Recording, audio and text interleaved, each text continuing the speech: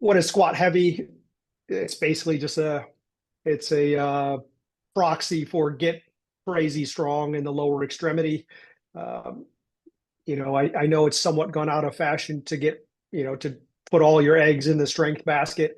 And, I've kind of, uh, I guess, brought down my level of importance on it. But I think the evidence is really clear. You got to be pretty strong. You don't have to be squatting 3 times body weight, but you got to be, if you're a male, you got to be squatting 1.6 times your body weight through a full range of motion with good technical execution. If you're a female, it's got to be somewhere around 1.2. And those are, I'd say, the bare minimums.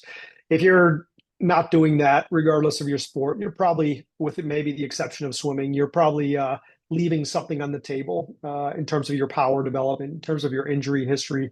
If you really prefer another exercise, that's fine with me. I'm not really dogmatic about it, but squats are a nice, efficient way of addressing all of the musculature in the lower extremity in a very time efficient manner. You don't have to do two sides. You don't have to do different isolation exercises, etc. You must have read my mind because a recent fascination of mine has been how strong is strong enough. And admittedly, having a variety of biases. One, a majority of my coaching career, 3+ years being at TC Boost, a speed and sprint kind of focused private facility where, maybe 90% of my sessions were turf only. Like we didn't even lift that much. Or if it was our NFL combine guys, like the priority was just fine tune some of those things. They'd been lifting in college for, 4 or 5 years. And even our college kids over the summer, if I saw them for over 12 weeks, like that was impressive, right? And this last year at Northwestern, I had some freshman baseball players squatting 450 plus and then 5 plates plus little 2.5 safety squat. It was over 500 pounds. I was like, all right, these guys should not be on the freshman program, right? So I had this Right. light bulb of like, oh, just to assume because they're college males and they've been training. I definitely had some athletes that weren't, but on the flip side, I had freshmen that were the strongest. They jumped 5'8", and they were my best athletes, right? And Matt Ray has this article on his LinkedIn, which you can do that. You can post articles specifically to LinkedIn. I've talked about this article before, but he had a regression of basically squat improvements versus speed improvements and after 1.7. So that's his number. So let's say someone is quote unquote strong enough, then my interpretation would be, all right, let's train max power for 3 weeks, 60 to 80% ish, and then let's touch our max strength once every 4. So like when is that um point where like max strength is on the back the double back burner, so when does it reach that point of strong enough, kind of no questions asked, versus like you're strong enough for now, but a little bit more is not going to hurt, but like it's not our main focus. I think it depends a little bit on the sport. I mean, I've got some track and field athletes, and in my track and field group over the past couple of years, the group has averaged in size about 8 individuals, mostly males, occasional females, but I'll give you numbers in males since that's what you're already quoted. My average track and field athlete in my group, they squat about 2.45 times body weight, full range, a true Jeez. 1RM, not estimated.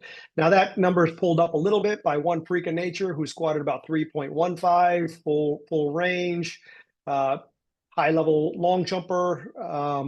But the bulk of them are all above 2.1, something like that. Now, uh, where does it matter? It matters in terms of early phase acceleration. So I think there's a really clear benefit out to around 20 meters or so. Uh, if you're starting from a static position, with just getting your squat up to around that 2 times body weight load for males, or slightly exceeding it.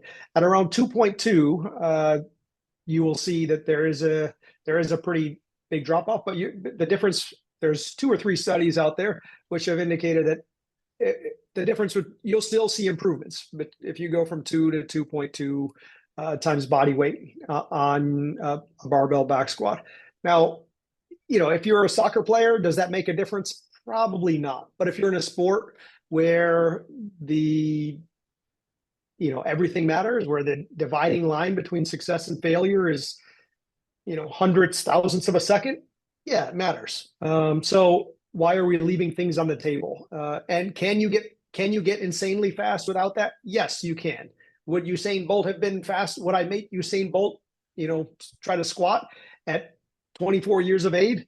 No, I wouldn't. But if I had him from when he was 16, I might try to make him squat and get his squat up to a reasonably high level. And a lot of people like to throw around the examples of people who have done it, whether that's your Carl Lewis or Usain Bolt or somebody that is really fast and doesn't have great weight room numbers, or maybe some NFL guy that's not squatting right now. And there's always going to be exceptions to the rules. And I think I tend to look at the body of athletes out there as a whole. And I think there's more sprinters, especially those who are really great accelerators, who have a really strong lower extremity. Whether that they're moving a choice, might be a deadlift, it might be a squat, but they're doing traditional old school barbell strength work.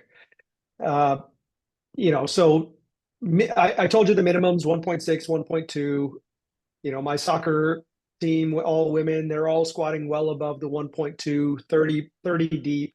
My track and field guys are the other end of the extreme, average of about 2.4 times body weight squat. Are Did the women get insanely faster, or do they benefit from spending the time to get to 1.8? Probably not too much. It's probably better off spent doing other things. But we try to get to the minimum at the very least, and then then we can take the foot off the gas a little bit. And until you're training an entire team of Usain Bolts, probably just get your squat up, basically.